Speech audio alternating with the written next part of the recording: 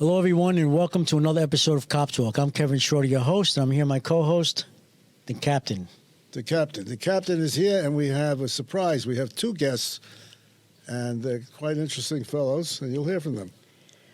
So, the village of Lynbrook, New York, a nice town in Long Island, New York, Nassau County. We have the PBA President, Anthony Falsitta, yep. Thank you.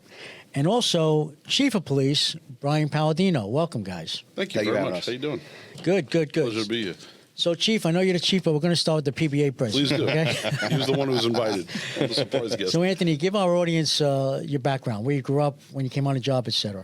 So I was born in Valley Stream, but I was raised in Lindenhurst, and then currently live in Kings Park. Policing is in my family. My oldest brother, he's a retired New York City detective, and there's a big age gap between the two of us. Mm-hmm. So I was young, just listening to his stories, him and his partner coming home having coffee with my mother. And, it was just intriguing. And it was something I wanted to do. And then 9/11 happened. I was a sophomore in high school. And then that pretty much, just set me on that roller coaster of taking all the tests and, following what I really wanted to do in my life. So I took all the tests, City, Nassau, Suffolk, pretty much all of them. I was lucky enough to score fairly high on the Nassau test. That was in 2007, but Nassau was on a hiring freeze. So there was like a big delay in the hiring process. So luckily, the villages pull off the same list. They work in, list order. And I got called by Lynbrook and a couple other villages. And the way they usually do it is you get canvas, you get a letter in the mail, and then you can interview or you can opt out. But I went on all the interviews, and Lynbrook kind of struck me as like the place I want to be, like that home. It's that mixture of local policing, but busy enough to where you could be a cop. And, we work 12-hour tours, so you don't want to be too slow. Right. Those days would drag by. So it's busy enough to where 12 hours goes by pretty quick.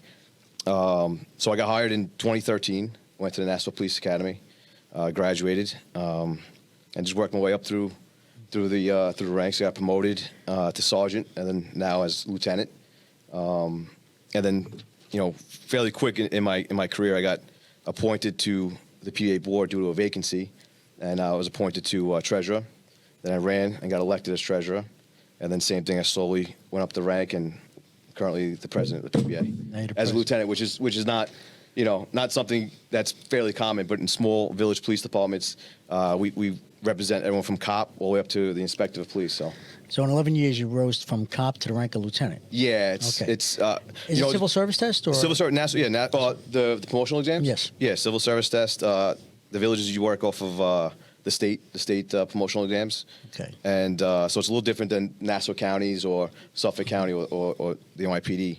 There's a lot of penal law, a lot of re-comps and things like that. You got to study for I'd say at least 7, 8 months. And it's it's very competitive because the vacancies in small departments don't come often, and when they do come, it's not a lot. You're talking 2, 3 spots, so you have to be list number 1 through 3 to even be considered for promotion. So it's most guys get on the job and they just think they're going to be a cop for most of their careers, and same with me. I thought that was going to be just a police officer for the rest of my career, and took the test as just to take it. I was not highly educated in the sense of I have no college degrees, stuff like that. And a lot of guys we work with have, they're big time college degrees, and so. Do you need a degree to come on the job now? You don't. Okay. You don't. You just got to for Nassau County you need college credits. So it's 32 college credits to be hired. And then for the promotional exams, you have to have 64, I think it is, right? Yeah. 64. And so I did a lot of my credits through FEMA, which is. It's the FEMA emergency service. I did credits through there. So I didn't take the conventional route of going to college and becoming a cop like most people did. I was a steam fitter before that. Oh, were you? Yeah. You still in the union? Or? No. Okay. So it's a good union. Yeah, it is. It is. So it was, I had that different route. To be honest with you, I think that, made me a better cop in a sense, but also. I got my education from, working men when I was 18 years old. Guys who work in 2, 3 jobs, and you missed a day of work and they got on you, So it's I haven't missed a day of work in a long time because always afraid of that chirping. Exactly. Now, how many members in the PBA? So we have 50 active members and 62 retired. Oh, okay. So it's not the 2,000 or 20,000 members that the bigger departments have. But and it's every rank from police officer through. Yeah, so we chief or represent no? from police officer all the way up to inspector of police, as far as for the bargaining unit. So for contractual issues, but we even represent the chief of police. It falls under our umbrella as far as protections. Okay. Chief Brian Palladino, thank you for being here. So could Thanks you for just having give everyone me. I really appreciate it. This is give really everyone your background as well. Yeah, I came from a little different angle as Anthony. When I got hired, Lynbrook had a resident list, which actually we've just gone back to for this test. I really never thought of being a cop. My father actually said, "You're too nice to be a cop." So but policing has been changing, and it was changing at the time. And I was in college. I was working in bars and restaurants and whatnot. I was around a lot of cops. I have an uncle who's retired from NYPD. He was my favorite uncle. He was a lot of fun. And I began taking tests just to get my toe in the water. In fact, the Nassau test, the last day that was to register, I didn't even know about it. And the guy I was working with told me, yeah, he goes, "Oh, you're going to take the Nassau test?" I went over and signed up, and it's changed my life, to be honest with you. Yeah. But I laughed too. I was hoping to be a teacher at the time, and driftless. I mean, I was a young guy. I didn't really know exactly what I wanted to do, and I took the test, hoping to get on Nassau County Police Department, and I got called, and I got my list number, and it wasn't the greatest list number, but however, Lynbrook had the residential list, and I appeared on that, and I got called up and came in for an interview, and the rest was history. It really, really worked out well. I was telling you out in the lobby that my dreams were to leave Lynbrook, leave the state, leave the country, and I just kept on getting dragged back. And I actually still live in Lynbrook now. I raised my family there. My wife and I have 3 kids. They all went to the same schools I went to, and it's unique and it's great because looking back now, I wouldn't have changed a thing. I mean, everything is. You get nervous that you live where you work and you have problems. The people of Lynbrook are excellent people. They respect our job. They respect the police department. And I actually feel bad when I hear. I go to conventions and talk with people upstate. They can't keep people. The recruitment is terrible. You see New York City people leaving. I sign letters every day for cops that are leaving. They live in the area. They're getting investigated down to North Carolina, Florida, and. It's terrible. It's a great profession. People do it because they help people, but the problem solving, catching bad guys. I mean, there's so many aspects of it that anybody could really take an aspect of it and really excel in it. So if you're not into the crime fighting aspect, but you want to be a ticket writer, you want to be an investigator, you want to be you're great with community service and community plans. I mean, there's a lot of avenues in policing that people don't know We'll get about. into that. We'll get into that later. Yeah, but as far as me, it was funny with a small department. There's usually mass hirings and mass retirements, and when I got hired, I was one of the youngest hired, but we were an old job. And I stayed as a cop for 14 years. I never had designs on being a supervisor. I was on the PBA board, much like Anthony. I just planned on, all right, one day I'll probably just be PBA president, and I'll do that. I'll fight for the guys. And time passed, and then I took the supervisor's tests. And one of them, I think I was 6 or 7 on the test. It ended up, they made a couple guys, 3 people retired, and all of a sudden I'm sitting in the pool. And they made me sergeant, and it was a change. I was nervous because I thought these guys that I work for, it was one of the best things that ever happened to me. Sergeant school was excellent. It taught me a lot about leadership. It changed my whole perspective on the job, and then I realized at that point that supervisors and cops don't have to be enemies, and in the Nassau County Sergeant School, they taught us that. I was always told that you had to be, you had to pounce on the cops, and leadership and supervising is not like that anymore. And so there, I took the test again. I became lieutenant. I only sat as lieutenant 8 months, and I took I had just made lieutenant when I took the chief's test, and I've been chief now. It'll be 6 years at the end of this month. So how are the tests? Sergeant test, lieutenant test, and then chief. Yeah, we have a civil service chief. There are jobs in Nassau County and throughout the state that have commissioners. I believe it was 1983. There was a lot of municipalities saw it was cheaper to make a commissioner because they worked at will of the municipality and there was no civil service protection for them. They could get away with probably paying them less and whatnot. The State Chiefs Association put a kibosh on that in 1983. So any municipality that's under 50,000 people has to retain, and had the rank of chief of police, had to retain that after that date. So they could appoint a commissioner, but they'd have to have him over a chief of police. And in a village, it's not cost efficient to do that. So that's how, like, I'm a chief. Rockville Center, that's next door to me, they have a commissioner because before they had changed that before that ruling was decided. So when you do take the promotion, sergeant, lieutenant, you go to the Nassau County Academy? Is that where you take be trained to be a boss? Yeah, well, so I think most of us have gone through the supervisor school through Nassau County, but I believe we could be sent through Westchester, Suffolk County, whoever really has the first opening. Oh, okay. As long as it's within New York State. But luckily, it was in Nassau County. Yeah, it's quite interesting. Around the time Anthony was hired, Nassau County was basically in a freeze, and they really weren't providing an academy. So a number of guys that were hired around Anthony went. Some of them they went to Westchester and Suffolk for academies. Okay. We had a guy commuting from Suffolk every day to go up to Westchester, and sergeant schools is the same thing though. Like if they're not really having a class for a long time, you need to go to sergeant school within 18 months after promotion.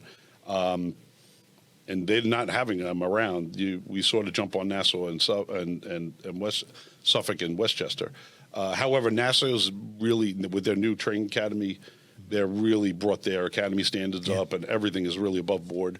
And they do everything on a rotational basis now. Commissioner Ryder really has that put in good shape. Right. Yeah, he's good. They're good. Nassau's great. Yeah. Cap? Could you tell us about the size and the rank structure and training and the whatever else goes into running your department? Anthony. So we're a 50-man department right now, 50 sworn members. There is civilian dispatchers. We have 3 civilian dispatchers, and then we have secretarial spots that are civilians as well. And it runs from police officer, sergeant, lieutenant, inspector, and then chief of police. So No captain? No captain. I'm offended. Inspector is it's an appoied rank. So Yeah. And detectives. We do have a detective. Why division as well. aren't there any captains? Well, maybe you could be their captain. we have an inspector. So there you go. Get out there. And you train. So do you have in-service training, or it's all done by Nassau County?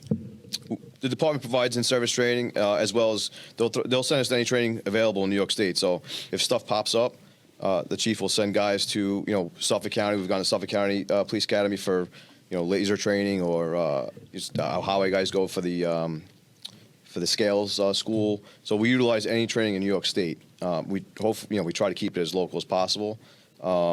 But the chief, they send guys to training pretty regularly. But we do have 3 training dates a year that we do for firearms, CPR, that type of stuff. That's done, by our department. That's what I meant. So Yeah, if I could speak about that a second. So historically, what happened was when Nassau County was also in the hiring freeze, they really had they had a state board come in for their economics. They basically weren't offering any training, and we had a cop that had been severely undertrained as far as firearms, and it came out in the court case. So the chief and the inspector at the time, they put their foot down and they negotiated with the PBA. So we have 24 hours of negotiated training hours per year. So they're like payback days, if you will. With that, we break them into 3 8-hour periods, one of which is always firearms and taser. And then we roll into one which being our the state mandated courses such as sexual harassment, workplace violence. And then we usually work in different aspects of that. And then we usually have an at-large day. Like one day we did, one thing I was really happy with, we did an officer wellness day. So we did stuff about sleep, about exercise, eating. We had, his name fell out of my head, but is a city cop who actually, he's working at the academy, and he does, he was like a big heavy guy, and he just totally changed his life by he was talking about how he was an active cop, and he was just heavy, and he just lost his weight, got himself in shape, and just changed his life. And that really hit home with the guys. It was really, really great class. And, we try to do stuff like that. Sometimes we do fire training because we're the first on the scene with fires. Fire, yeah. So we should know about that. Active shooter, we work a lot of that. Is Lynbrook Fire Department, are they paid or volunteers? They're volunteer service. All, yeah. everyone? Yeah, Okay. yeah. Sorry, Cap. Anthony, as a small agency, you're surrounded by other smaller jurisdictions, I assume, and then you have to deal with the higher level agencies. Can you talk about that? What it's like dealing with multiple agencies? We have a great working relationship with all the agencies. So Lynbrook's unique in the sense of we're surrounded by a lot of police departments. We have to the east Rockville Center, which has its own village police department. Then we have Malvern, which is just north of us. That's another village police department. And then the 4th and 5th precinct covers west side and south side.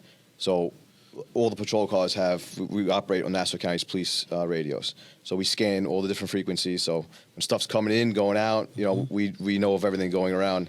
And something that we do that we kind of take pride in is if something's happening fairly close to us and is outside our jurisdiction, guys are still going. We try to keep everything, far away from us as possible. So we'll help out with Nassau County. We'll help out with Rockville Center, Malvern, and they do the same for us. They back up. They hear our cops on a car stop in the middle of the night. You'll get a Rockville Center cop checking up on you, or the Nassau County 5th Precinct cop, rolling by you. So it's a really good relationship that is definitely unique to a village police department. State troopers, once in a while, they'll come through. But most of the time, it's Nassau, Rockville Center, Malvern, the surrounding agencies. And we rely on them actually a lot with, prisoner searches too. If they have a female working and we have a female prisoner, they'll come by and help us out with a search of a prisoner. It's a really good relationship. What about the sheriffs? You have a sheriff too, right? Nassau County has the sheriff's department. We really don't deal with them often, as well as just transports maybe, but not as much. From time to time they'll execute a warrant or an eviction. And sometimes the evictions happen. We get calls from other people like, "Oh, why are the cop cars?" And they're emptying out boxes out of the house. And then we go over there and figure it out that the sheriff's. So it sounds like you don't have any jurisdictional infighting. Yeah, no. Really. Everyone gets along. It's a good environment. We used to get when I was a young cop. We used to get that in the city when most of us were on foot. Something would happen at the boundary line between two precincts. And well, sometimes that does happen, where the jurisdictional lines, whose call is it, right? An auto accident that's just on the border. Especially near the end of the shift, that you start fighting. Kick it over a little bit. Your side of the street. It's not ours, it's yours. It's on your side of the street, though. It's on my side of the street, like a vehicle accident that happened in the middle of the street. Yeah. And the dividing line was the roadway. Yeah, that does happen actually. So we used to get a lot of that. It's really silly too because the village lines and all this stuff. It was set up in the 1800s, 1900s. So people own parcels of land. So like we're driving down. There's a big section of the 4th Precinct that is encapsulated by the village of Lynbrook. And it was some farmer who just didn't want to join the village police department. Wow. And we actually have to tell the 4th sometimes because we'll get their dispatchers will give us the call. I'm like, no, that's the 4th Precinct. And one of the on Broadway, which is a main thoroughfare, there's like 10 addresses that are totally out of whack. You go from 200s, all of a sudden there's like 100s, and then you're back to 300s, and those 100s are 4th Precinct houses because they were just in a different. Yeah, that's odd. It really is. And but it said the guys as they get time on, everybody knows who's what's what. And we had a cop, Tony Z, was also a board member at one point, and he did a lot of FTO training with the guys. And one of the tricks he taught was in the roadway, the way it's paved, you can tell where our boundaries end based on the pavement. The pavement would stop and then new pavement would pick up. Yeah. And it's after he tells you, you're like, wow, that actually. Wow. Yeah. Street signs change the design. Yeah. It's very odd. Yeah. Do you use GPS in your cars? No. There is as far as the department having GPS on the RMPs. For locators to find out. When I first got on, I think some guys were using GPS, but for the most part, I think. You got to keep in mind, guys work in the same. It's not like the bigger department. You work in the same area for 20 years. They know these streets like the back of their hand. No. I mean GPS where the headquarters can monitor where the cars are. Yes. We do that The dispatcher knows where the cars are. Yep. Right. Yeah, we have a very accurate GPS system. Tells you everything. So too much. It used to be good. Now it's too much. Now, as a small agency, I'm sure you have the same problems as the bigger agencies, just at a lesser degree. We touched upon recruitment and retention. Do you want to hit on that a little more? Sure. I mean, with I think overall recruitment within police is down. Obviously, Nassau County used to have 30,000 people used to take a test. I think the last test was something like 8,000 or 9,000 people crazy. took it. Yeah. So there's obviously there's we took a hit. After the 2019, 2020, and the way we were portrayed in the media. I think some people. I think even cops are telling their family members, like, maybe go a different route because there's a liability involved, not just, as far as losing a job, but now financially, having your family's name put in the paper and stuff like that. And, you hear about city cops having their addresses doxxed and people showing up at their houses. So I do think there is a problem with recruitment. As far as with us, we hire off the Nassau County list. So there's always going to be a pool of people to pull from when we need it. And we don't hire as much as the bigger jobs do. So I don't think there's really much of a problem for us, but overall there's a sense of something's wrong, Well, a lot of city cops want to go out to the island. Do you have that in reverse? Any of your people want to go to the city? No. I don't blame them. Lynbrook's they're very cop friendly. The village board, the mayor, and the trustees, they support. I don't know if you guys have driven through Lynbrook, but on either end of Sunrise Highway, they put up billboards during all the riots. They put up billboards that says we support our police department, and big ones. Great. Yep. And they give us whatever we need as far as what we need to be able to do our job, and it does make a difference in policing because you're going out there and you're doing stuff that most people are running away from, and they're putting you in vulnerable situations, and to have someone to have your back like that is really important, and our cops definitely appreciate it. Yeah, community always backs you guys, which is great, and rightfully so. Yep. In New York State, every police agency shares similar problems. For example, qualified immunity, bail reform, stop, question, and frisk, illegal aliens, and in the small towns, public politics. Can you comment on that, on these issues? One thing, I honestly, and it was a conversation I had to have, is I had some mentors that were other chiefs, and I have my own politics, but I try to leave that at the door. And I told the mayor and the board specifically, I said, I can't be a political person. I said, I can't be at fundraisers and be paying money to parties because, lo and behold, right after I became chief, we had a contested election. And I knew both sides, and both sides were hot and heavy. They were angry at each other, and they wanted police action for things that really weren't police actionable.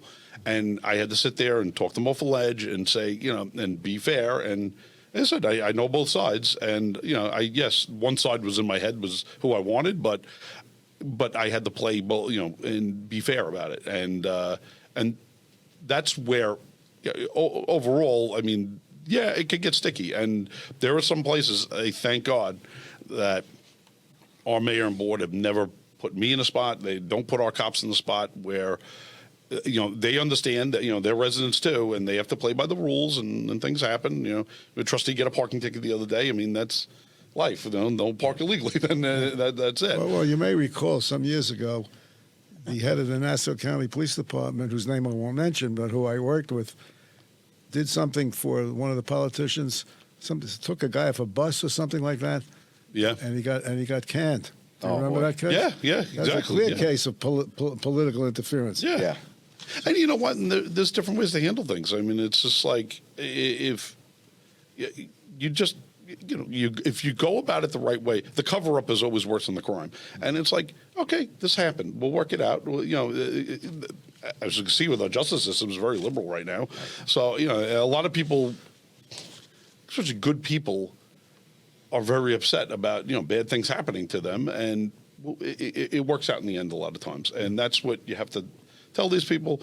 And the day I don't, thank God I have my time in. The day that I'm pushing against the wall and that's not happening, that's when I'd have to go. But right now I work, we have incredible bosses. They're complete, supporters of us. And on the other hand, too, they're victims sometimes, and we work like hell to get, Anthony, as the PBA representative, how do your members feel about dealing with bail reform? Oh, listen, the cops on the street, and I'm still working too. I don't get total release time, so it affects all of us, and they're not happy. And to be honest with you, as far as the politics of the PBA, we're involved. We have a PAC fund. We endorse candidates, and something that we've taken a stand on the last couple of elections is, we're done endorsing candidates that don't support us. Right. Right. And it's one of those situations where, like, if they're all of a sudden turning around now and want to, come to our bat, it's too late. You're either with us or you're not. And, it's put us back a little bit. And I know we had this conversation before. Even like, you got bail reform, right? So cops, they're locking people up, and then they turn around and they're watching them go on the street, hours later. Or in some instances, we had someone who had a warrant, and you lock them up, and then they get released, and then they have another warrant for the same warrant you locked them up for, and it happens over and over again. And it's bad in the sense of now you're increasing your contact with somebody to make an arrest. So now you're increasing the possibility of something going wrong, someone getting hurt, someone getting sued. So the cops aren't happy about it, and that's why we endorse the candidates that we endorse, because we feel strongly about it. And it's horrible to see. I was just talking on the way over here about you're going to have a generation of cops that are going to have a totally different type of policing than how it was just 8 years ago. Right. And it affects even guns and drugs. We used to get them at a car stops on Long Island. It's not like the city where the foot traffic isn't as heavy on Long Island. So a lot of stuff is done through car stops. And the legalization of marijuana took away the probable cause searches for cars. And so we're seeing a lot less gun collars and heavy drug offenses like heroin. When heroin was really bad, we're pulling heroin out of cars all the time. You don't see it as often. It's not because it's not around. It's just that we can't get inside vehicles anymore like that. The one area that we really hound on now is unregistered motor vehicles, uninsured motor vehicles, and we impound them. We take them, and we took 770 of them so far this year, because that's another big issue. Is cars are getting involved in motor vehicle accidents. They're uninsured, unlicensed, and then everyone's rates go up. Right. But yeah, as far as the politics, it matters. It really does matter, and we saw that. It took an incident that occurred, 1,500 miles away from New York, had nothing to do with New York, and instead of having our local representatives going to bat for us, they're marching along with people who are calling to defund the police agencies. And we're professional agencies. We had Long Island, there was no incidents whatsoever, even in the city. And you would hope that these representatives would actually go, you know what, that happened over there. The cops here are professional. They're well trained. They're doing the right thing. We don't need to make drastic law changes that now they're finding out has a negative effect on the safety of the residents. It's horrible. I'm hoping that things change. I don't know if it will. We go up to Albany twice a month with the PBA, and we lobby and we talk to our representatives and try to do the most we can. But right now, New York State is being ran through New York City government, essentially. They're the majority, and so we got to see how things, how they roll out. What about the illegal aliens? You have gangs out there. You had originally MS-13. Now you probably have Venezuelan gangs. Am I correct? Yeah, thank God, over time, it hasn't nested in Lynbrook, but Nassau County definitely has these problems, and the migrant crisis hasn't helped that along either. Whatever happens in New York City ends up spilling out to us, and thank God it's on a smaller scale. But we noticed right away with when the migrant population went up, we started getting homeless a train station and all, and it's time. I feel bad for the residents. I'm a resident myself, and we have 2 cops tied up in a hospital when they should be out providing services for everybody else. But what we've noticed is, at least with that homeless issue, is that it's got mitigated because we were proactive about it, and we started taking them to hospitals or finding out if they had warrants or whatnot, or writing them tickets for, we police all laws. Nothing unlawful, and the people that we had that were regulars became they were getting hassled. They felt like they were being hassled and didn't come back. So that was a win for us. It really kept the village in a good light. Gang members, I'm sure, come through town. In my lifetime there, we had an apartment building one time that started having a lot of young people that were associated with gang members, and we were proactive about it and dealt with it. And a lot of the parents stepped up and started clearing out, their problems, and the owner of the building cleaned the building out. So it's a great tool to have when you have your own police department, because you could put a microscope on a problem and get it to go away, and the residents are very appreciative of it. you might have to get ready for Trump's plan for mass deportations because you don't have the problems that New York has. New York City has a law that the police cannot accommodate the ICE or work with ICE, but you don't have such a restriction. Well, Bruce Blakeman has said that Nassau County is going to work with them, so that's we have to work at the charter of Nassau County and what they're going to do, and if that's the lead, that's a great thing. I feel getting rid of criminal migrants is just amazing. I mean, that would solve a lot of problems and help us out. And what we could do at the end of the day is keep Lynbrook safe. And in regards, then it moves out to be Nassau County safe. Yeah, I can't control what happens in New York City, and if they want to stay there, then all problems are alleviated. So, Anthony, arrest processing. What do you guys process your arrest? We process it in Lynbrook in the headquarters. Okay. We have 3 cells. We have the life scan, fingerprinting. Our detective squad handles all the felonies, so everything's done in house. We used to actually, our felonies used to go over to the 5th squad, and our detectives, stepped up and took on a bigger role, and now they handle everything. So it's. So Nassau County precincts is the 5th and the 4th that 5th and the 4th by us. Lynbrook? We technically belong to the 5th. Yeah, we're part of the 5th. Fifth, The 5th okay. is Okay. the 4th is actually closer to us physically, but Okay. But the 5th is our mother squad, if you will. Right. And they do still handle we have serious fatal auto accidents or homicides, anything. Someone passed away in a house, they come out and they're the lead agency on that. Oh, okay. How many detectives do you have? Kevin and I both being former detectives. Actually, we have 4. 3. We have 4 people in the rank of detective. 3 of them are active investigators. 1 being a detective sergeant. Their supervisor. Okay. Is there enough crime for them to handle? There's a lot. They do a great job. Yeah. They really do. Some of these smaller departments they're overstaffed. We actually it was great when we have really remarkable detectives, and one of which we were getting the mail washing scams. I'm a proponent of using media to help you out, and at the time, every day I was coming in, and we're getting 4 or 5. My check out wash, and I went over and I talked to them and what's going on here? And they're like, well, we talked to they're supposed to replace the mailboxes. Well, I went to News 12 and they did a whole article on it, and we showed how people were going into the mailboxes. A couple of weeks later, we got all the mailboxes, so that it got alleviated. I hear the criminals are finding ways to overcome those as well, but it mitigates a problem. I mean, it shaved off 50, 60 cases from our caseload. Wow. Of upwards of 500 a year. So when you can go down in a certain area, it's great work, and that was all our detectives working on. Well, I asked enough questions. I'm going to turn this over to Kevin. Thanks, Cap. Okay, I forgot. I thought I was a guest here, but it's all good. So, drop program. You ever hear the drop program? The drop program, deferred retirement program, where some cities have it, like Cleveland has yes, it. okay. San Diego has it. I know they tried to do it in New York City around 2001 and it got shot down. But basically, in regards to recruitment and retention, drop program I think is good because you have guys who have to say to retire, whether it be 60 because their age. By the way, does Lynbrook have an age limit where you have to retire? It's blurred, but yeah, I wouldn't think that. It would be 65. It's kind of driven by the pension plan. We have 2 different pension plans in Lynbrook, but most of them opt into the 384F plan, which is a 25-year, and then you get the 160th after that.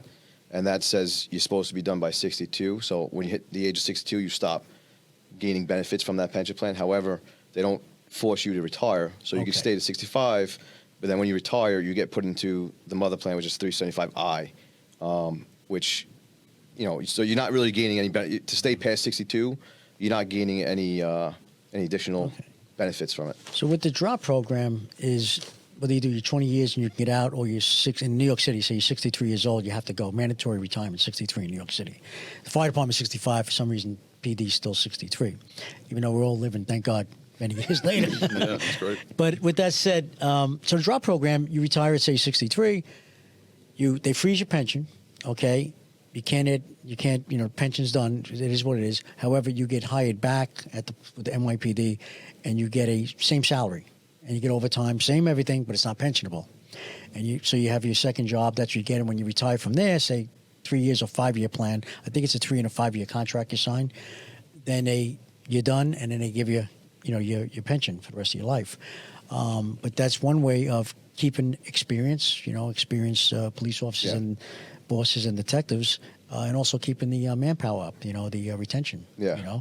But you guys didn't ever look into that. Retention Probably is not a problem with Yeah, this. Well, Lynbrook, I'm sure you don't. It's It's a New York City thing, I guess. But Yeah, that really hasn't. I mean, we have guys who don't want to leave. yeah, exactly. Probably very good it's work. time to go. It's definitely a unique, Yeah. Yeah. unique place. We have a ton of experience too. I mean, 50% of our department is former NYPD cops, Yeah. detectives, sergeants, and 61% is prior law enforcement. So it's, we have a lot of experience.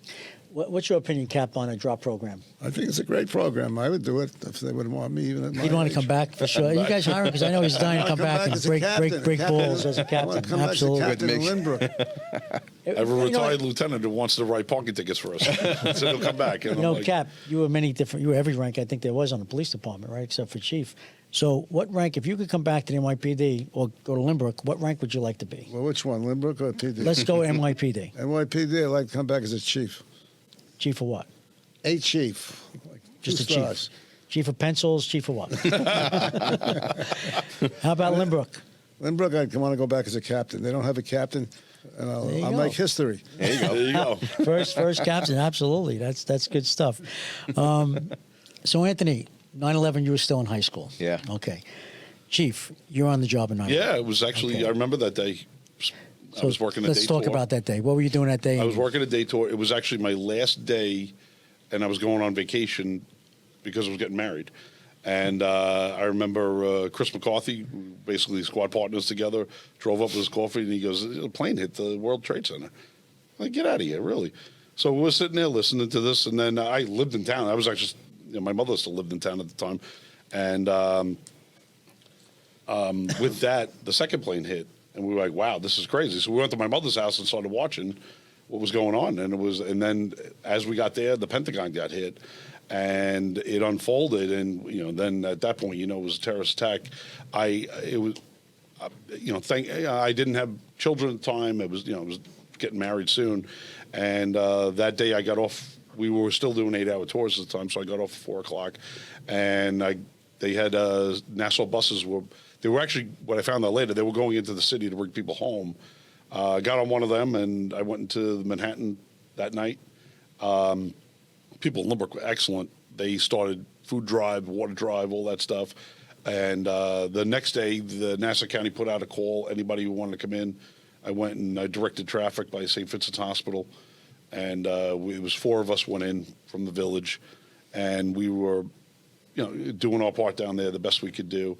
The third night, then that's when all the supplies had come in. They had taken donations, and we actually took our Department of Public Works dump trucks and drove them into the city filled with water and stuff to drop off for all the first responders, anybody who needed it, and got on the pile that night, actually with Commissioner Ryder. He's related to one of our retired detectives. So we were all in Nassau County. I came home with them that night. That was my experience. I know I went and got married. I started my life a little bit, but there was a lot of funerals to go to and a lot of stuff that happened. But definitely never thought I'd be paid as a cop to be directing as a Lynbrook cop to be directing traffic in Manhattan. You said by St. Vincent's Hospital, Yeah, by 7th yeah. Avenue. Yeah.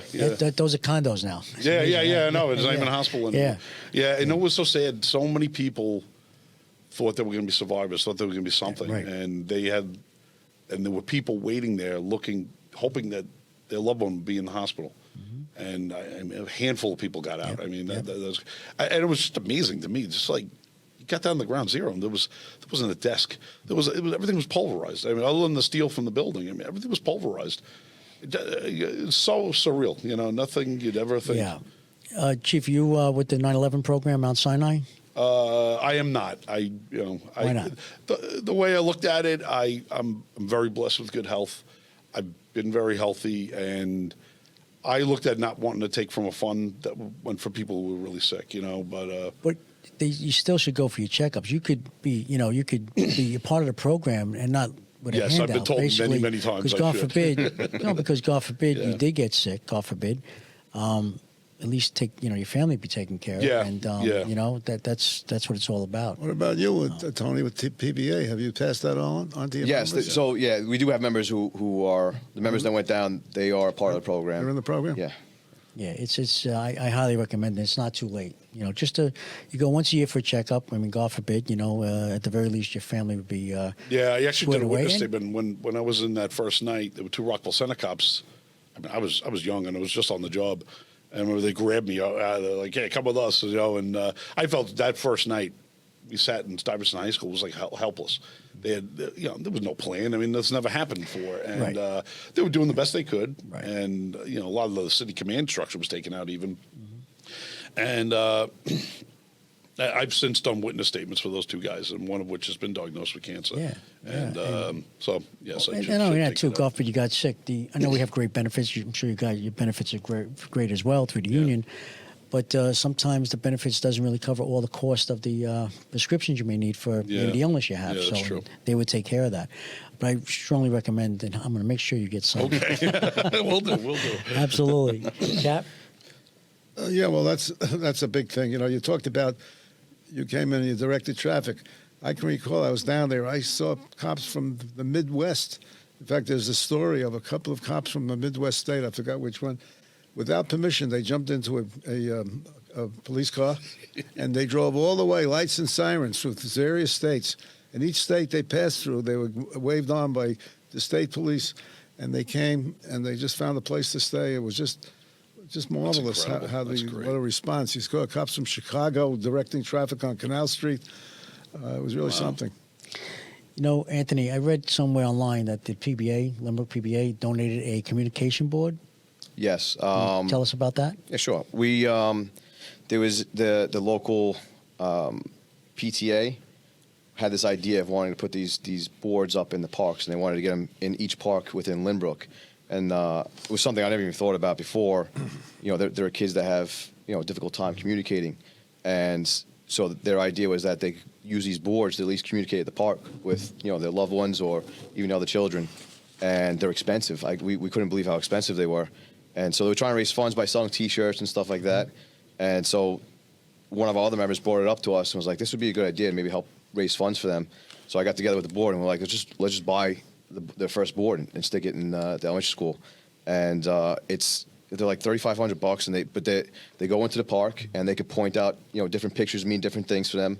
And we'll all start from one of the kids at the West End Elementary School. Needed it. And the mother, when we did it, I couldn't. I mean, she was so appreciative, and seeing the kid go and actually use it and play with the other kids, it's amazing. I mean, it really is, because one of my sons, I have 4 kids. My second youngest son, he was delayed in speech, and I could tell how frustrated not just he got, but we got too, because we couldn't understand what he wanted. Now he's fine, but that for a young parent, just to be able to go to the park and if they need to use the bathroom or need help doing something, go to the board and they point it out. And we actually, from the PBA, one thing that we wanted to focus on, mainly because we don't fight. I mean, as you can tell, I'm here with the chief. We don't have a lot of inner fighting with the village at all, really, or even the department. So we spend a lot of time giving back to the community, and mainly because they support us so much. So we do. I mean, throughout the year we do so many different donations, and that was just one of them. But that brought some attention, on the PBA. But It actually spurred another donated one to another school. They ended up getting all the schools saw have the them now. article that from that, right. and it got the other schools. The got village, it. the village stepped in, purchased the board as well. Yeah. Oh, nice. Yeah, I mean, Very good. we had a fire. We raised money for there was a apartment fire, and there was like 6 or 7 families with kids that were put out during Christmas time. We bought them all gifts. We took, we do Nice. as much as we can within the community because, they see us in uniform. But when we're with the PBA, they get to see us in a different light. Yeah. And it's good. We just got back actually this morning. We went to the church and we donated a bunch of food for Thanksgiving, and we do that twice a nice. year to the local church. Which nice. it's And that's grown nonstop. because now we partner with the schools, and the schools helped us out too. So Yeah, it's that's a bigger great. donation, and Right. it really works. Full great. circle. That's great. Yeah, no, it's like I said, Lynbrook's a very unique village, and we're blessed to work for the village.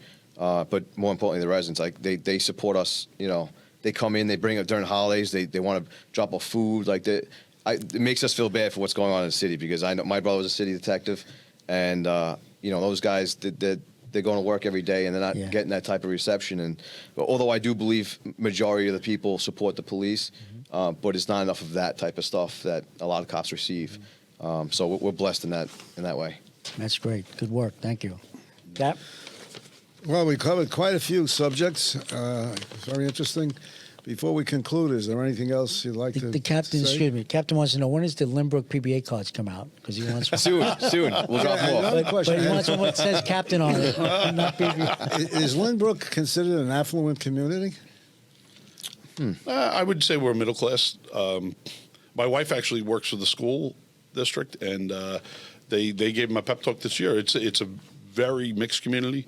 The 40% of the school district is actually considered minority, and it's great because everybody gets along. We know, I mean, are there problems with kids in town? Yeah, there are, but it's few and far between. We have a great working relationship with the school district. We have a great relationship with the residents. It's very odd because, again, with the village lines being drawn, the school district lines were drawn basically because there was like rivers and streams they didn't want the kids passing, back in the 1800s. So it's odd is that like half of Lynbrook residents use Lynbrook schools. Then East Rockaway, which is like another town, half of those people go to Lynbrook schools. But then half of Lynbrook, a quarter of Lynbrook goes to Malvern schools. Some go to East Rockaway schools. It's a very odd mix. And it stinks sometimes because you want to put your focus with the school because it's your community, but then we have to remember that not every resident is in that school district. So we try to be all about and try to, having village events. That the village is really big on big community events, and they have an Oktoberfest. They're doing a big Christmas tree lighting, and that gets people out. I mean, and especially I grew up. My kids grew up in town, and we would go to those events because it was something for the kids to do, and it was excellent. Because of that, it's really very family oriented, and as affluence goes, I'm doing better than I ever thought I would be doing, and I live in Lynbrook, and I choose to live in Lynbrook. There are definitely people who need help. I mean, we work with. We're actually doing this year Shop at a Cop, and last year from the PBA we bought presents for children in Davison Avenue School that didn't have like anything, and we would know you wouldn't really know that unless we spoke to the school. And when we brought the gifts in, the kids like hugging us with tears in their eyes, and it was wild. So this year we're doing it even more. We're sponsoring kids, and we're going to take them out. Maddie's Toys. Yeah, Maddie's Toys in Hewlett. Oh, nice. Yeah. So it's a Nassau County event, and they've invited the police in the cities to come as well. Yeah, and we're participating in that. Well, it's been a very, very interesting session. Glad we had a surprise guest that made it even more interesting. And we hope to see you again someday in the future. Thank you for having us. And This again, has been if fun. you need a captain in Lynbrook, I'm the guy. Exactly. So, Lynbrook. Yes. Well, there was so many people that lived in Lynbrook, and they Okay. just reversed the syllables. That's how they came up with the name. Is that how they got it? Yeah. Yeah. That's what it says in the history books, at least. So, Well, guys, Chief Brian Palladino. I almost said Mike Palladino. My old Brian Palladino. Thank you One very L much for for being here. efficiency. Anthony Falsitta. Thank you for having us. PBA President for Lynbrook Police. Just let the captain know when he could come out for his training, and he'll be your Well, we first can use captain you. there. we need you. Go to auxiliary spots if you I want want. to thank you guys for being our guests today on Cop Talk, and stay safe out there. And I thank you, Anthony, what you do with the PBA, and everything with your membership. And Chief, thank you so much. Thank you very much. Yeah, it's Appreciate been a everything pleasure. for being here. So, once again, I'd like to thank everyone for listening to another episode of Cop Talk. If you like what you hear, you can subscribe. You could also follow us on X. That's at Cop Talk WABC. That's at Cop Talk WABC. And YouTube.